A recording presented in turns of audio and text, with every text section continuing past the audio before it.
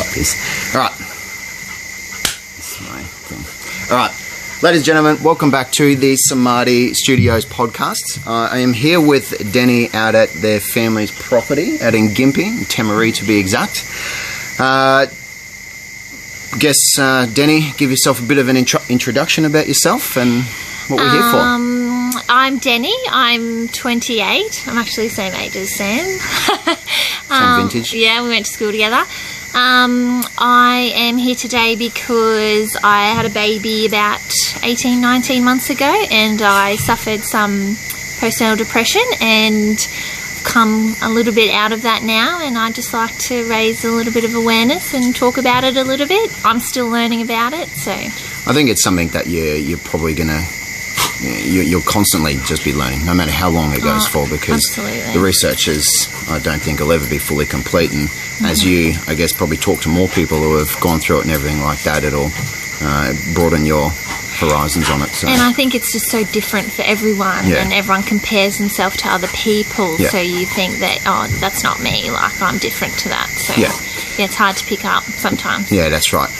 Just fair warning, guys, we are out on a property, so we do have dogs around us. So there's one panting down the bottom underneath us, and the one's fighting in the background, crickets in the background. It's just some beautiful ambient noise. Welcome to the farm. Yeah.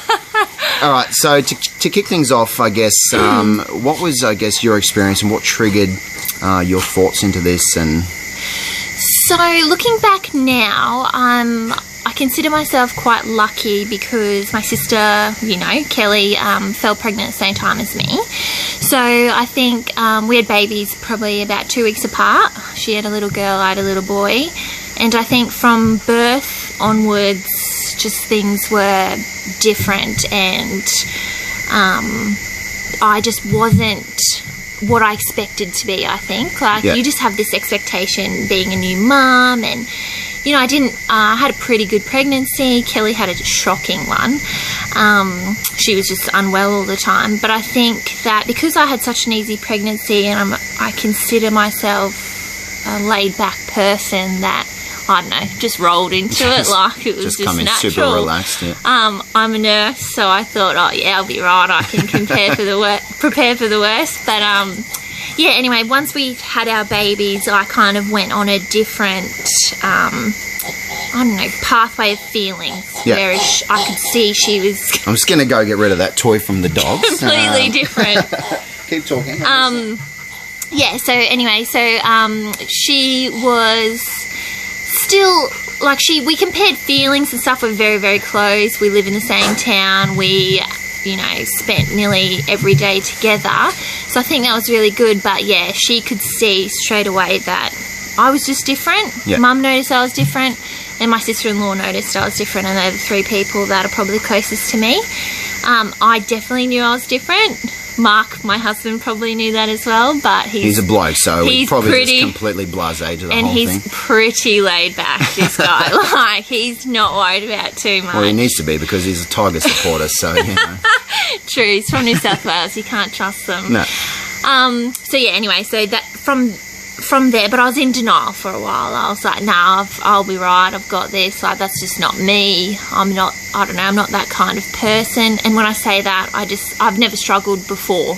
I've never had that feeling before. So I was like, oh, it's just, some post-baby blues or something, or I don't know, maybe I'm not fit to be a mother or something yet, that life adjustment thing.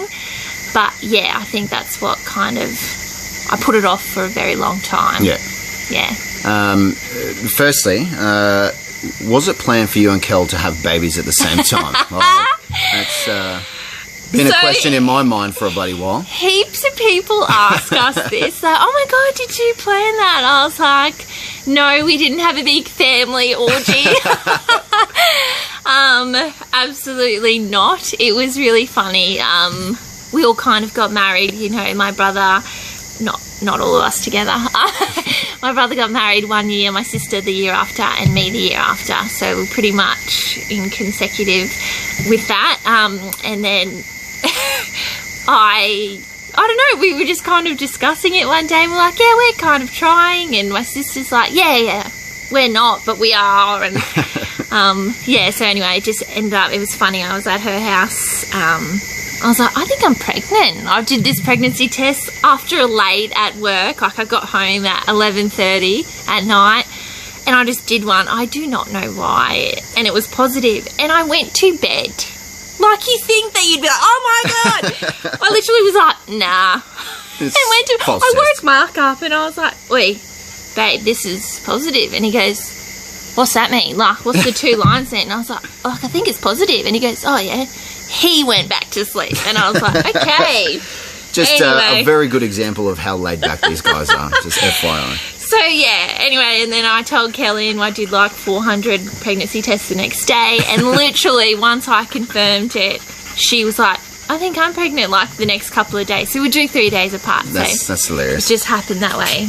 Just chance. It was very lucky. It's very good. It's funny to see because I know how close you guys are and everything like that. So so I'm glad we put the rumour to rest. I know. For the people listening at home, we're not that weird. Not that weird. Still weird. We're just still not that weird, but we're just not that weird. Thank goodness. I don't think even if you planned it, I don't think you could sort of nail it. Exactly. As well as that. I don't. Yeah, absolutely not. We don't have that sort of control over our bodies. No. So and it was funny, very funny. And you think at the time when we were pregnant and hormonal, like, we probably got into more fights than normal. Yeah. And we don't fight that often, but yeah. And then once we had these babies, I was like, oh, this is sweet. Like, it was so good. So yeah, it was very handy. It I guess probably would have been easier for you having your sister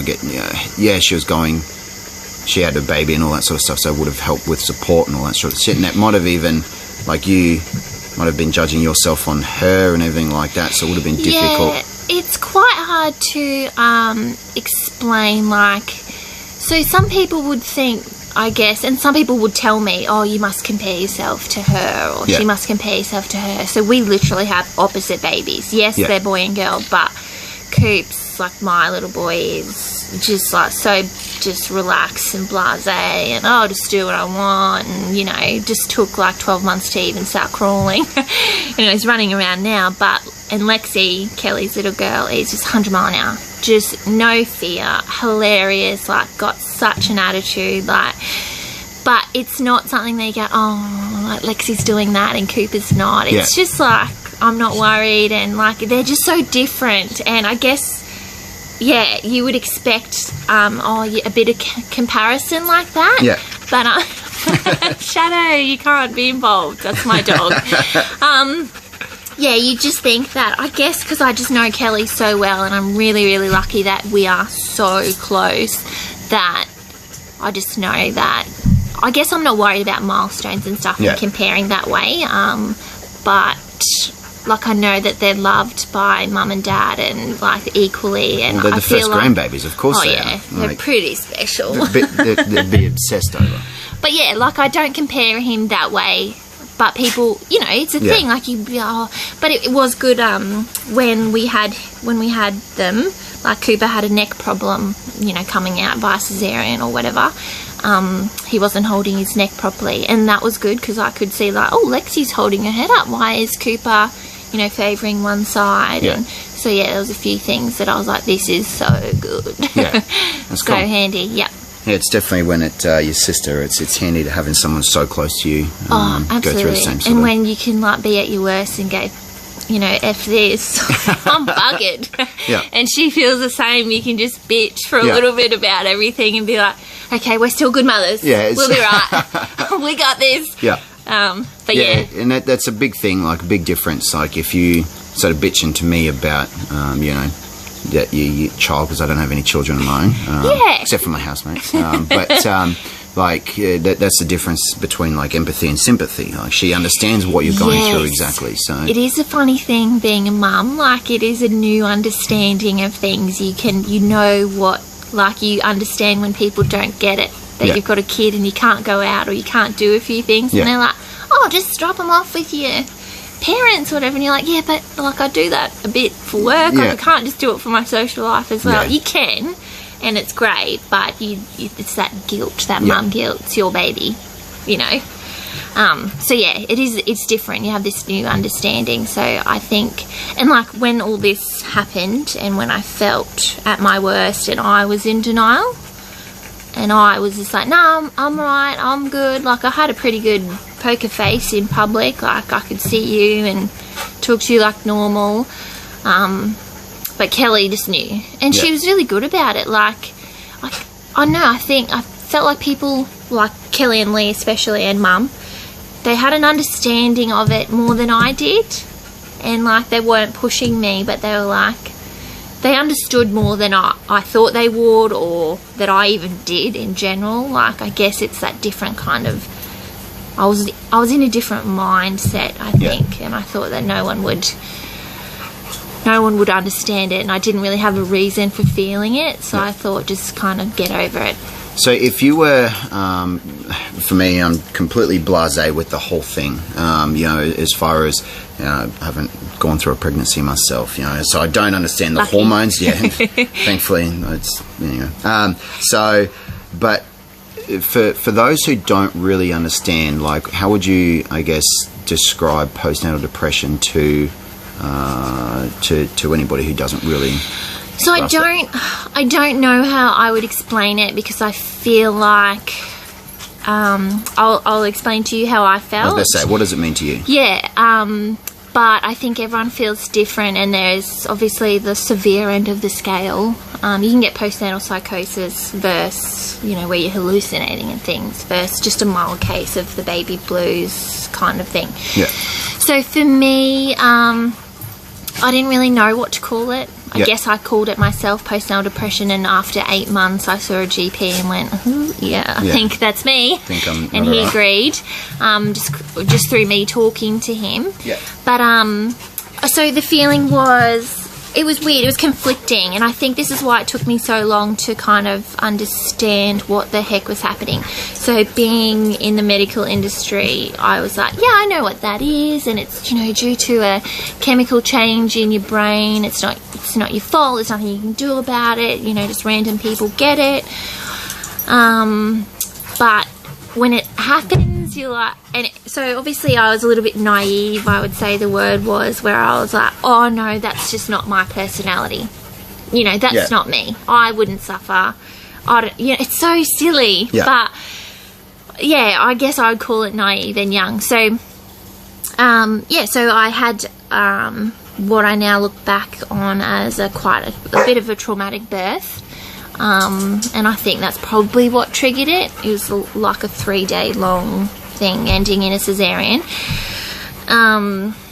Then I just didn't kind of get up again. Like, you would just think that, like me and Kelly both breastfed, and, everyone explains to you what a great bonding experience it is. It was not.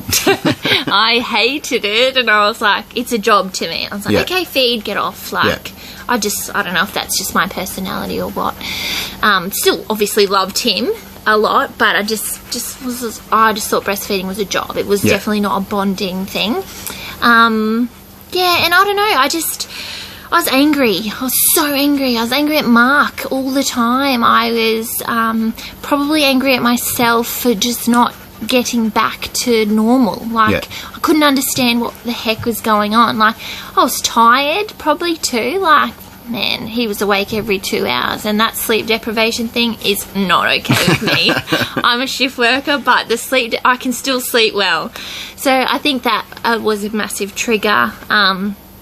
I think Mark living his normal, relaxed life was also like, I don't know if I was jealous. I don't know if you'd call it jealousy. It was like, that's the life we lived before. Yeah. Not that he was going out or anything, but he was just not worried about anything, and he was relaxed, and come home and have a few beers, and he would definitely help me. Like, he was heaps of help, but he was just like, whatever. Just, I don't know. And I was just like, why?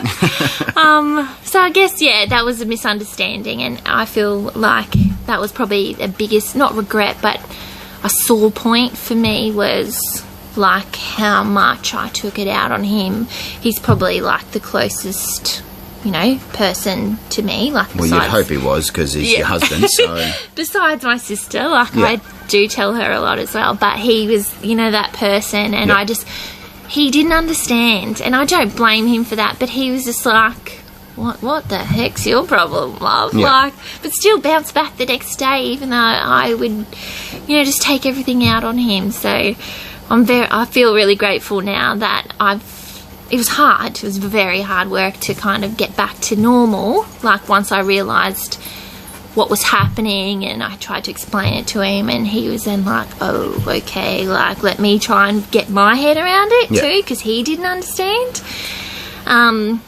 So anyway, they're the feelings. I was angry at him. I was angry at myself. I was very, very, I would say, depressed. I was just like, we have a low mood and super lethargic. Don't want to do anything, and you're like, don't want people to come over because you're like, I can't clean my house. I like a clean house. That's why we're out here at Mum's house. Yeah, you can't come into my house. I've been working all week. So anyway, but so it's a whole it's a mixed bag of feelings, and that's why it's a little bit confusing, because like one day you'll be like, oh no, like I'm feeling good today, like I must be fine, so just get over it and move on. And the biggest thing was, I hope I'm not rambling here. The biggest thing was like you should be fine. You've got a healthy baby and you're healthy, so like stop whinging. So that's what I felt. Your perception of it is like... Yeah, so like comparing yourself to other people. Oh, Danny, people that have had worse pregnancies and worse births and that. So like you should be fine because you're lucky. You've got a healthy baby, and you've got this amazing husband who supports you. My brother and sister, and their family, love him. Helpful. Mum and Dad are absolutely ridiculously helpful and obsessed with both of them. Like, it's so great, but they spoil us as well. So, like, I had all this family support that they tell you, to help, and I had it all. But I was like, well, I'm still not okay. Yeah. Like, I think that it's conflicting. So you think, why are you feeling like this when everything's fine? I think that's like just it's really a generic issue with mental health in general. Like, everyone just seems to think, like, especially with depression, I've battled anxiety and depression, like nearly killed myself. Like, it's a difficult thing for you to go through, and it's a fucking roller coaster. Like you said, one day you wake up and you're all sweet and dandy, the next day you're just feeling like a bag of shit. Like, so and I think it's just people's perception of everything, and then the fact that we do base our life and look at our life and say, well, somebody's got it worse and all that sort of shit. Like, it is a massive thing in anything in life to compare yourself with others. So, just quickly, I was reading this really amazing book. I have not finished reading it. I've only read a couple of chapters, called How to Heal from a Bad Birth. Yeah.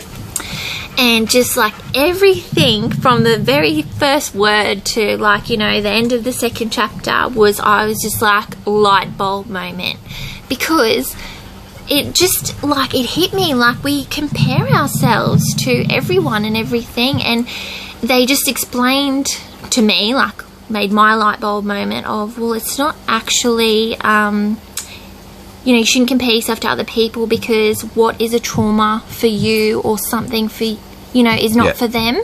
Like, just because, for example, in like a PTSD from birth, which is probably what I had as well, which triggered everything else, is more I felt alone and vulnerable and scared during my birth.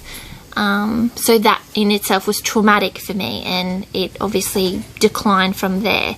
So like, just because that's probably not traumatic for someone else, or they had a different trauma, I shouldn't compare myself to their trauma because they had something different. And that's how you feel. That's exactly. I was having a conversation with this today, actually, about a bloke, and he's battled depression and stuff like that, and he was talking about. We're talking about pretty much this exact same thing, and we just basically come to a mutual agreement to say that everybody goes through shit. It's just we all develop a resilience to our own levels of shit. Like, so for me to say, the stuff that I've gone through, I have had open heart surgery. But he'd given birth to a child. Like, it's just two very different situations, but two very traumatic things. But those are very major things. But for people, they go through a lot of shit that we don't realise. But then we compare ourselves to their lives, and we just don't know the hurdles. But then someone who has had a perfect upbringing and had a perfect life, and then all of a sudden a small little thing that happens to them is a huge, it's a mountain out of a molehill. But relative to that person, that's a big fucking deal. Yeah, it's a massive trauma to someone that hasn't had one before. Yeah, absolutely. I fully agree. Like, I guess I am really lucky. Like, I have had a good upbringing, and I've had a few grandparents die and things, but I haven't had like a massive trauma in my life, which, touch wood, is like great, until like I consider my birth a big traumatic experience for me. So, well, it's probably also like the fact that you went through a bloody 3-day birth, like that's something, because you go in there with a perception and say this might be over in a few hours and all that sort of stuff. Like, if everything went to plan, then sweet, in and out. That's sort of the idea of the preconceived idea that you have of birth. But then when you're in there for 3 days, and obviously there's some messed up shit that happens to make it go for that sort of time, and then have an emergency cesarean and that sort of stuff. Like, it's... Yeah, absolutely. And I think with like no sleep and like so many things too, I was induced to bring me on to have this baby. Then he became distressed, and then I had this weird feeling that, like, because he went into distress, so they were really quite concerned about him. I could have lost him. And that went through my head, and I was like, whoa, I did not come in here expecting to not go out with the baby. Yep. So that obviously triggered a few things, and he was actually quite lucky to come out the way he did. So he had to come out cesarean. If he came naturally, we probably wouldn't have him. But that's something that I don't like to think about. I don't think anybody wants to think about losing a child. Absolutely. And I guess that didn't cross my mind either. And I have probably more anxiety now. I don't think I've suffered anxiety prior to this, but I do notice that sometimes I do kind of get that anxious feeling that I have to be like, okay, if you start thinking about this too much, like, you're going, the you're voices gonna get in your head. Like, you just gotta go, okay, breathe, just breathe, like, it's fine. Like, I have definitely come a long way. I think with PND, it's lucky in a way. It's like a cloak, someone explained to me, where it can be lifted off. It's not like other depression states. PND can come, like, it definitely has scars, like, it lasts forever. But I think there is a point with your normal, some cases of PND, if it's just mild, you can come out of it as your baby gets older and life gets a little bit easier. But as I said before, I think probably a bit of like the post-traumatic stress kind of triggered everything, and it literally has scarred me. Like, I don't still to this day want to go back and have another baby, because I'm still not quite there. I want to be, and I will be. Like, I definitely want another baby, but I can't quite make that decision and willingly go there. I just get really no thank you. No, I think anybody wouldn't judge you for that. It's such a traumatic experience. It's like choosing to do all that again, and I would never ever want to go through that again if I could help it. That's definitely a difficult situation, and with my own battles of depression and anxiety, like, it's something that you just wouldn't wish upon anybody. You wouldn't wish to go back to your worst time. If I had the option of going back through heart surgery, I would definitely say no to that. But it did save my life, so maybe I probably would. Anyway, I know, that's why you want to. If you had to do it again, you'd be like, okay, what can I do to make prepared. This okay? So that's what I guess I'm trying to do now. I think this book will be really good for me. As I said, I have not finished it, but just, man, these first 2 chapters, I was like, oh, Jesus, this is me. It's funny because, we've been planning this for a little while, and just because life's crazy and whatever else that we some haven't... shift worker. Yeah, and I'm just shit. Christmas. But we've been talking about it for a while, and and then I told you to write everything down, which I'm glad you brought all your notes down too. Thank you. But we were speaking about it, and then you just said, I've been reading this book, and it's taught me so many things. Like so far, I know you might not be finished it yet, but what have you learnt, I guess, from that book that's probably been... is there's that aha moment, you're like, holy shit, and it's just life-changing. Yeah, absolutely. So it was, do you know what, actually, my light bulb moment was weird. So I was doing night shift, and I finished at 7:15 in the morning, and Mum had Cooper, so she was having him for the day, and I just had to go home and go to bed. And two colleagues of mine who aren't my friends, they are, but they're not people that I hang out with. They're just, nice colleagues of mine, older women, said, oh, Danny, we're going to go to breakfast. And I'm like, oh, yeah, I still feel awake. Usually by that time, I'm like, no, thank you, I'm going to bed. Come to breakfast. So I went to breakfast, and, we were just talking about, nursing silly stuff, and then... I just explained this. I don't know how it came up or why. I have not spoken about my birth story for a long time, mainly because it's a very sore point, and it makes me really upset when I talk about it. But I did talk about it, and I went from start to finish, and it was to two nurses, so they kind of understood that we understood the medical jargon in between, and what was so scary about it, plus all my feelings. I obviously cried my eyes out, and I was like, oh, this is embarrassing. While we're at breakfast, I don't even know these women. I just had this massive light bulb moment, and they were like, wow, that's so traumatic. And I was like, yeah. I'm like, it was traumatic, but... literally, and this was a month ago, and literally just before that, and I came home and I rang Mum. I went to her work, actually. She works down the street, and I went to her work straight after breakfast. I was like, oh my God. I said, Mum, my birth was traumatic. And she's like, I know that. I know that, doll. It was really bad and it was rough.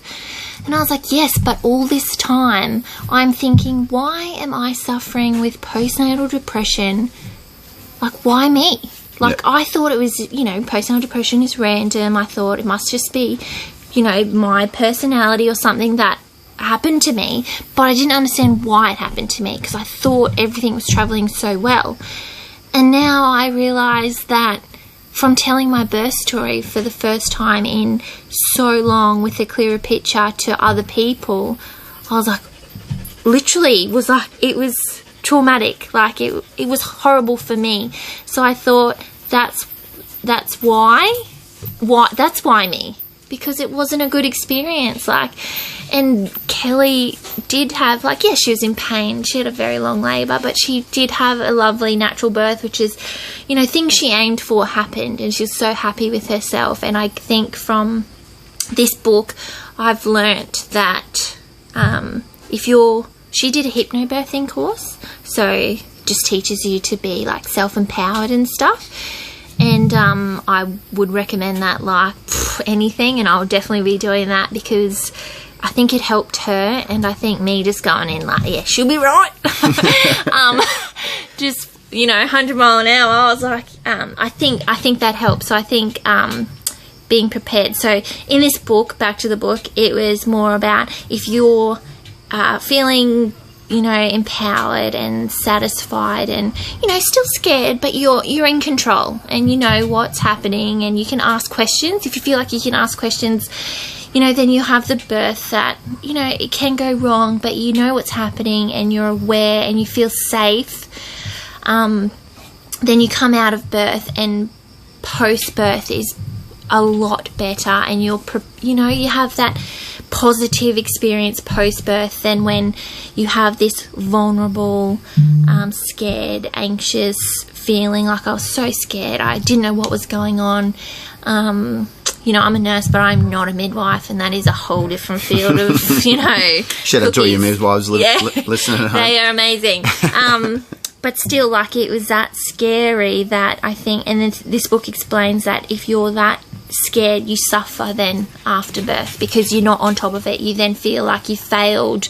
And then I had difficult breastfeeding, so I thought, and then I had, massive abdominal surgery, so I couldn't get up and change his nappy, so Mark was doing all that, and I didn't have milk straight away because he was brought on early, and I was like, nothing that I'm doing is right. So that I think started it. I wasn't sleeping, I couldn't do it, I wasn't a good mother, I was, but that's, you can't, I wasn't feeding him properly, or I wasn't able to get up straight away and help him, and obviously it's just a whole new experience. You're like, oh Jesus, I'm in charge of this tiny little thing, I struggle to look after myself, let alone another bloody child. Yes, I think it's just a combination. So yes, I haven't read all the book, but it felt like I'd learnt so much straight away from that specific jargon. I can't explain the words, but they explain it really, really well. And also that you don't have to have massive bleeds and a preemie baby and surgery or things to make your birth traumatic. It's just how you feel.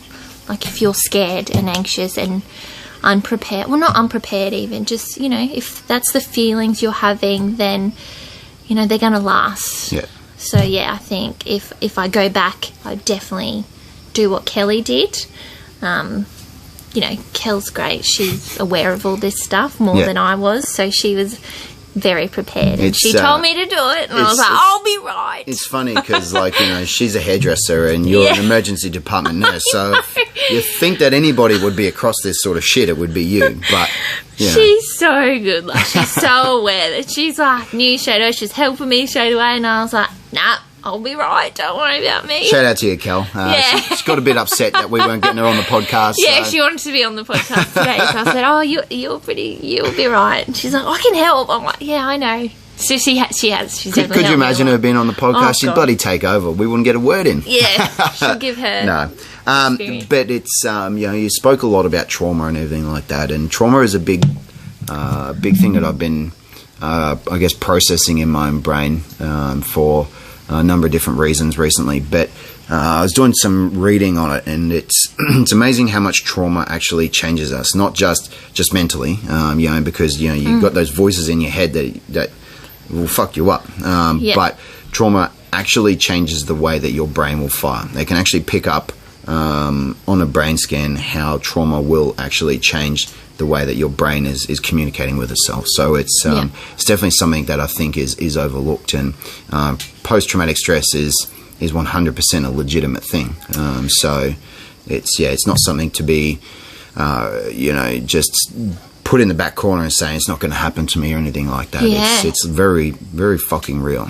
So it was funny when I rang my husband to tell him.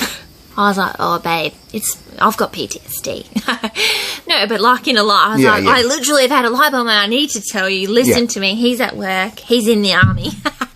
He's at work. And I'm like, if you went to war and something bad happened to you. And he's like, yeah, I understand. Because I thought I'd sound like a silly person to an army person saying that. Obviously, I'm not naive that way. I'm just saying it did sound funny when I was telling someone that's it's ironic, a soldier. Right? It's yes, ironic. That's the word.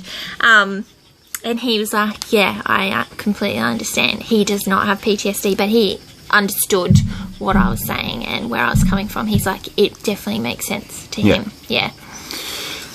So I guess going through this, how did you find the medical system with support and everything like that as far as this sort of stuff was concerned? Where did you find the most help? Myself. Yeah. I don't think so. I went to my GP. I went to my GP because I wanted options. Yeah. I kind of went, I know what's happening to me. I was still scared. I guess being a nurse, I don't know why. I know it sounds silly, but I still didn't want to tell anyone. Yeah. I guess I was still in the middle of it, and I was like, in that. Now it's funny, I remember thinking things that I think now and go, oh my God, why would you think that? Like, but at the time I was like, well, no one I know is going through this. I'm the only one. Whereas, like, I have been open about it, and like so many people have told me, oh my God, that happened to me. And I was like, I know all you women, and none of you told me, or like none. I was not aware. So it was really nice to hear back from them. But medically, I went to see my GP. You know, he's just a regular GP. He's a male. He was really good. He was good. He was great. As in, like, he was like, oh, okay, I completely understand. I said, I want options. He's like, he recommended medication. And I was like, well, I don't think I need the medication. Not because of stigma or anything like that. I just thought that I'd come so far in that 8 months already that I was dealing with it. I just wanted some more options and some more help because I was trying to do it alone. So I said, I don't really want the medication. And he was really good. He explained, like, that mental health, I forget now, but there was 4 pillars. You know, exercise was one, was really great. Support was one, medication was one, and maybe like talk a psychiatrist or something maybe was the other one. I'm not sure, but it was something like that. And I was like, I don't exercise at all. I used to play a lot of sport and had a few bad injuries, so, you know, I'd love to exercise, but I don't enjoy walking or running because I think that's really boring. And I can't play sport because I am obviously really hopeless now and have injured myself. So, you know, I'm sure I'll find something eventually that I enjoy, but I don't just walk or run for no reason. So if we see you running, we need to fucking run too. So the other day, I was having a pretty bad day because Mark got a new job and he had to move away, and, you know, I was struggling a bit, and I rang Mum and I was like, oh, Mum, I'm not having a good day. And she goes, put Cooper in the pram and walk over here.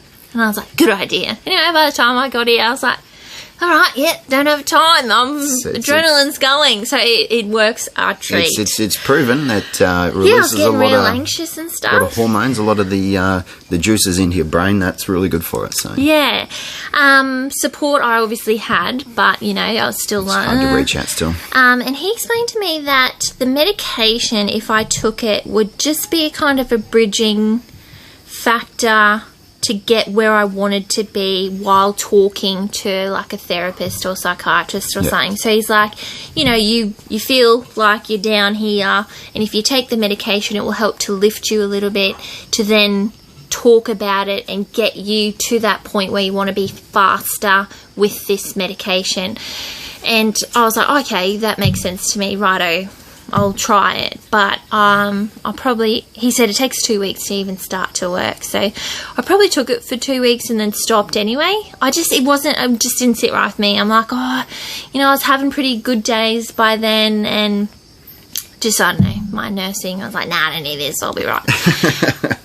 But, like, obviously was still aware that if I was not improving myself or being able to do it, then I would definitely try the medication again. And as he did a referral to me to go and talk to someone, and the referral never made it to the person, so that kind of fell through. Like, you know, there was no follow-up or anything, and I was like, no, I'll be right, you know, I should be right. But I did want to find someone to talk to because I thought, okay, maybe they'll give me ways of how to be a little bit more resilient next time, be a bit more, cope a little bit better, or have, you know, put me in touch with other people that have been through the same thing or something. But that never happened. But also, because I had a traumatic birth, the doctors from the hospital sent a letter, I don't know, say a month or so later, to your home, and they say, do you want to come in for a meeting and talk about your birth?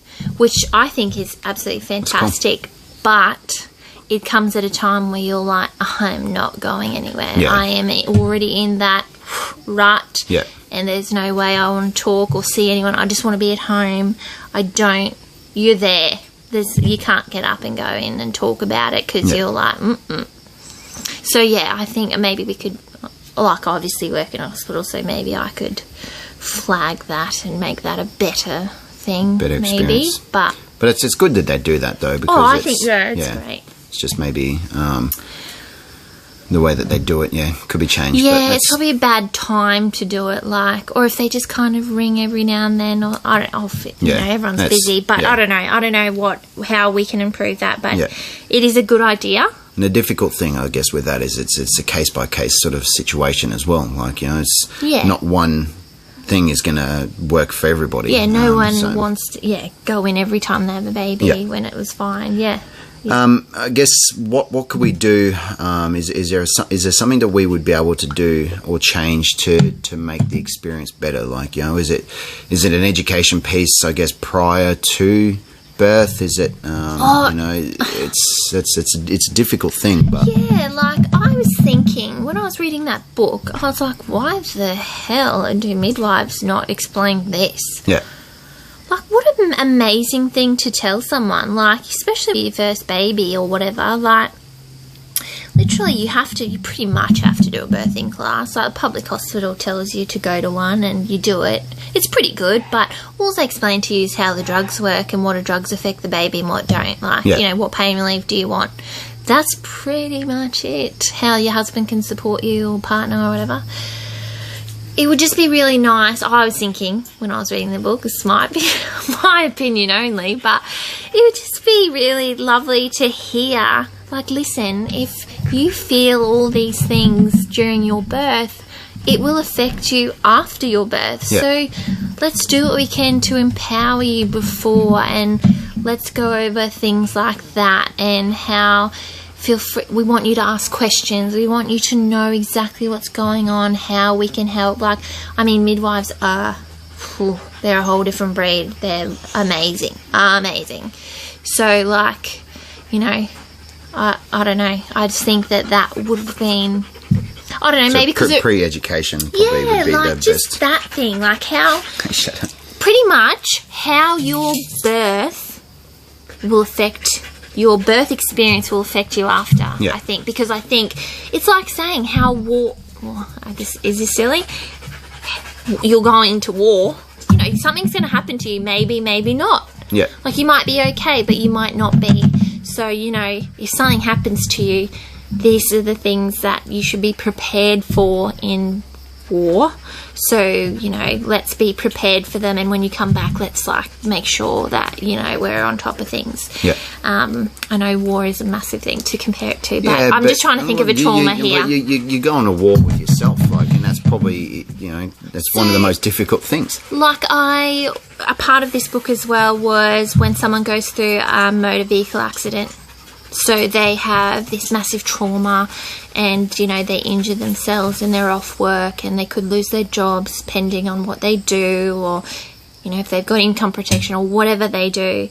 And then they've got all these things in place for people like that who have massive accidents where they can go, okay, here's here's how we can help you with this. This is not only physio and stuff, but you need trauma counselling and this from that. And, they are pretty good, I think, with that kind of thing where, you've had a motor vehicle accident and trauma, so they follow up and make sure that everything's okay after. So it just explains that, well, what happens when your birth is a trauma? Like, they just expect that that's going to be okay, I guess, in a way. Yeah, that's if that makes a very sense. good point, that's a very difficult thing. And then, with trauma like yours, like, how do you prepare? Like, I still don't know, how do you prepare for open heart surgery? Like, I don't think you ever truly can, and that's a big thing. Like, you get as much education and information and stuff. Like mine, like there was like when I had my surgery, they're like, oh, you might get post-traumatic stress, and that was it. And that was just where it's left. I'm like, cool, sweet. And then because they were just so blasé about it, I didn't think anything of it. And, and there was a lot of changes to my body that weren't explained to me. When you crack your ribs open, all your muscles and everything. You've got wires sitting in there. You've literally got wires across your sternum, and they were going to be in there forever. So, your sternum doesn't really heal. They just use big wires and tie them up like little ziplocs. Yeah.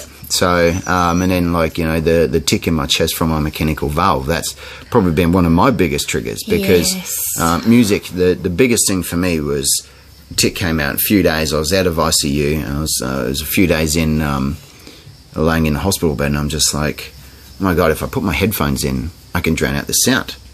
So music, huge part of my life, chuck headphones in, put sound on, and I can still hear the tick. Because it's coming inside my chest, the headphones aren't exactly drowning that out. And then that was just triggering stuff. So I'm trying to go to sleep, and now I've got a clock inside my chest that's ticking. Sounds like it's coming in the back of my head. And I'm just like, fuck, and I'm trying to go to sleep, and that fucks you up. Like, same as, like, well, not the same, but, similar to your birth. There's different things there that would be setting off your stress and your trauma and all that other sort of shit. Like, it's difficult. So, but what's probably one of the, we spoke about it before I wrote it down. You're not alone. What does that sort of mean to you with this sort of stuff now?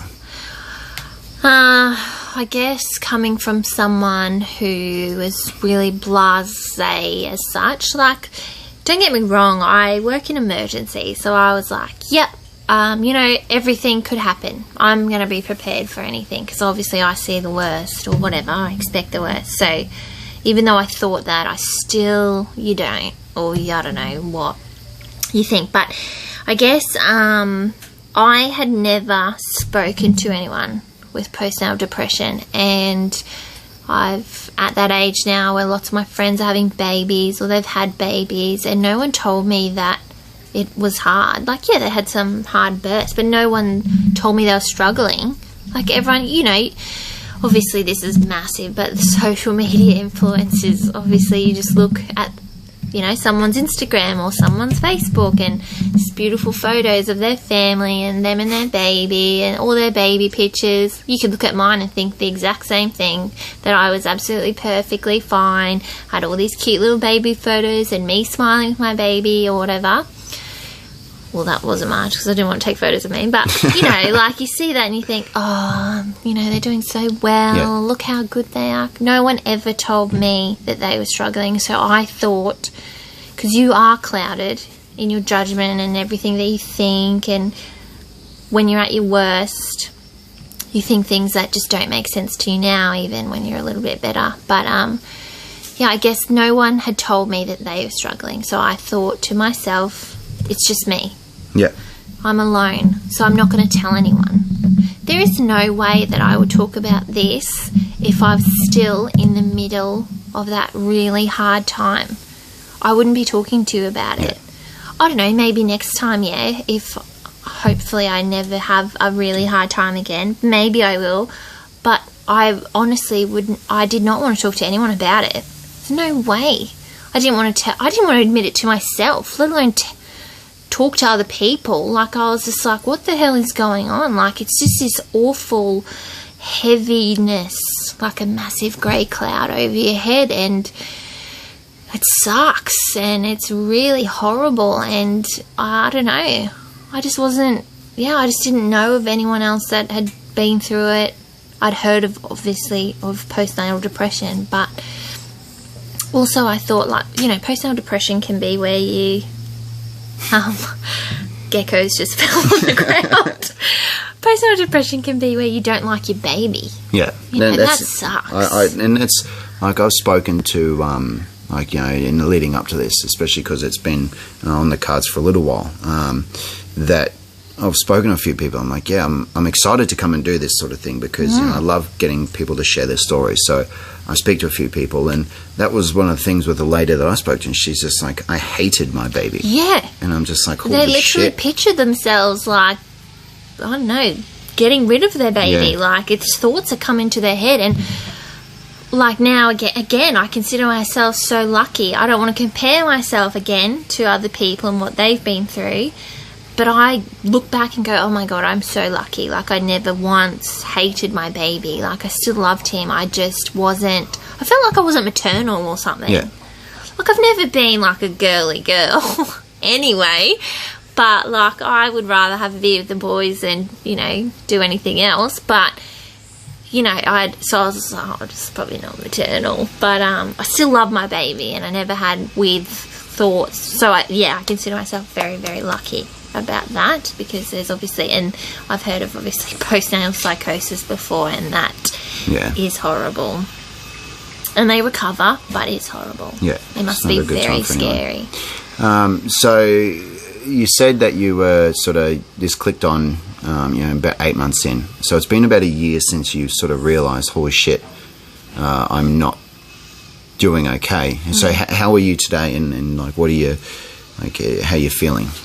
Like, today, pretty much good. I feel myself again. I started feeling myself. Like, going back to work helped. I feel like maybe I'm just a bit more independent person, routine, kind of thing. Having a bit of like go about me. Like, I've got a pretty. I love my job. It's a stressful job, but it's a high drive job. Like, it requires a lot of me. There's literally no time to think about home. I don't think about home unless I'm on a break. Like, I'm busy. So you switch off. I think that was really good to have distractions like that. But now today I feel good. Mark has started working away a little bit, so that triggered a little bit of anxiety and stuff that I'd probably not felt before, but I feel like it stems from all this. He first told me that he wanted to rejoin the army when Cooper was, just say, at a guess, I don't remember, 6 months old, say, I fully was sick. I was like, absolutely not. You are not going anywhere. You can't leave me. I won't cope. Like, it was the worst time ever to ask me if he could go. And then he asked me not that long ago if he could go back. So it's like a temporary thing. And it just means a lot to him. So, and I knew I was okay when he asked me. I didn't have that feeling, and I don't know if I knew it was coming or what, but anyway, I'm lucky. And so that makes me kind of slip sometimes into a bit of anxiety or a bit of like low moods where, other things can trigger that now. Like, I guess that exists. So I am someone I consider to be, not easily, but I can slip into a low mood, or I can get anxious, or I can get, upset easier than what I would have before I had a baby.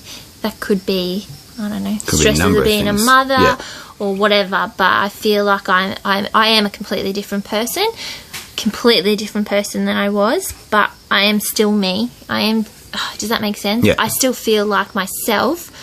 I am a lot different though. I look at things differently, I guess. That's just, But I feel good now. Well, that's awesome. Like, and I love to hear that. And I still feel like, though, I have a lot to learn. A lot to learn. We all do at the end of the day. But like, irrespective of whether you've gone through postnatal depression or, PTSD from a traumatic birth, like, in the day, you gave birth to a fucking child, like, so that's going to change your life, and you're not just looking after yourself and the child that is Mark, so you're looking after 2 children now, plus all your dogs and stuff like that. So that's going to change who you are as a person. It is, I think, a big thing when you first have a baby, where you go, oh dear God, this thing has relied on me only. I'm breastfeeding. I can't even give him to someone to feed. It's not like a dog. You can't just sort of give it some food, a bit of kibble, and get out for the weekend. Exactly. This tiny thing that I want to keep alive is feeding off me. Like, you can't even go, oh, babe, can you just wake up to that little baby tonight, because I need to sleep. No baby wants to suck on these nipples because they're way too hairy. He goes, no, I'm pretty good, I'll have a sleep, because, obviously he can't. It's useless for him to wake up. So, I think I was a bit like, you're feeding and you're watching him sleep, and you're like, I'll sort of kick you awake. You wanted this baby too. But so it's a very hard adjustment. It's a massive life adjustment, which I probably didn't click onto as well. That was a big thing. But now, like, Cooper's 18 months old, so he's at that little funny stage, and he's a lot easier, and we've got a bit of a routine going Except on. For today. Oh God, he's teething, and it's like a nightmare today, and for the past 6 days. At least he sleeps. He's still sleeping through the night, so I can't complain. I'm all right. That's awesome. But all right. Well, I think we've sort of touched on most things that we wanted to go through. Mm-hmm. We'll give you an open microphone to see if there's anything else that you want to say, like, just shout out to the people, whatever it is. If there's one last piece, what would you... So I don't know. Put you on the spot. Yeah. I'm really thankful for being able to talk about it. I was a bit nervous because I still feel like I don't understand it as much as I should or would or whatever.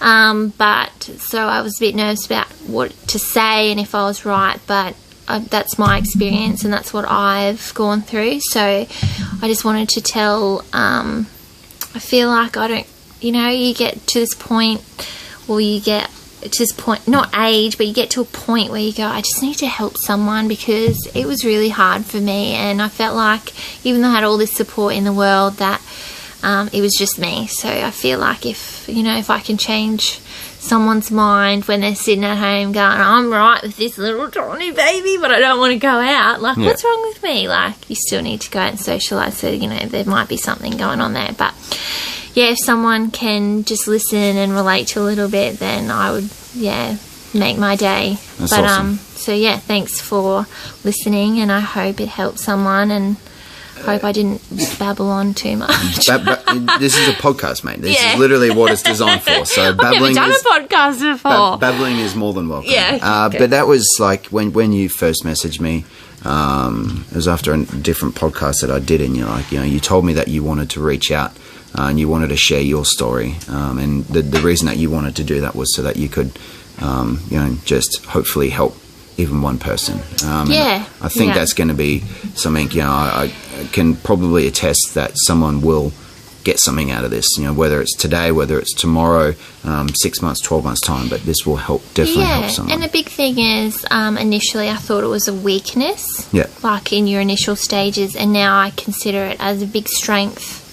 Like, I've completely turned around, and I feel like if these things can happen to you and you can recognise them and you can try and help yourself, then I feel like it's a strength. And I feel like, to battle with it every day, or to help other people and to come out in public and talk about it, I feel like it's a strength to have, to be able to do that. So what you're doing has inspired me to try and help, like, everything that you're doing is like amazing and really hard, and like I just wanted to be part of it, because I thought, well, I considered it a weakness for me initially, and I feel like I learnt a big lesson, and maybe it was really hard and a hard way to do it, but I don't know. I've been a firm believer that, unfortunately in the society that we live in, vulnerability is seen as a weakness. But I think vulnerability is 100% a strength. Oh, absolutely. And if we can share our vulnerabilities with others, then it's,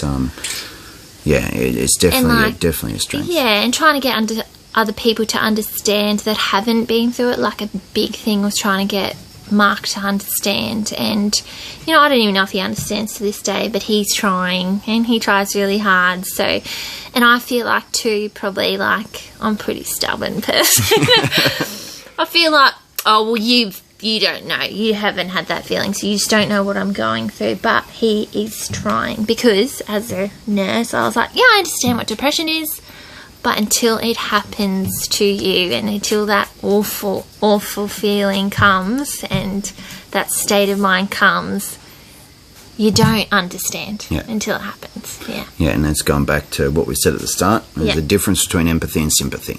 Yeah. So, but well, that's it. Let's wrap this up. Yes. Thank you very much for coming on. That was amazing. I loved it. You did awesomely. So, awesome. Guys, if you have any questions, please reach out to us. I'll answer them as best I can. Or Sam will. We'll see what we can do. But just know that there is a lot of support out there. We might be able to start a thing I wrote down here. Something we could do as a social media group awareness, because I'm sure there's a lot of groups on Facebook for women who are going through postnatal depression. So much support, like, and that's maybe something that you could change with, like, the midwives or something like that. Is just bring that into awareness. Say, hey, there's this group that we know of. If you struggle with something, feel free to jump on and come reach out to us or something like that. So just know there's a lot of support, guys. If you ever need to reach out to us at the Samadhi Project. We're happy to help wherever we can. But once more, Danni, thank you very much for coming on. It's been awesome. Thank you. Give me a cuddle, your buddy. I've been sweating a bit. Me too. So it's fine. It's awesome. Guys, signing off for now. We'll catch you on the next one. And as always, much love and namaste.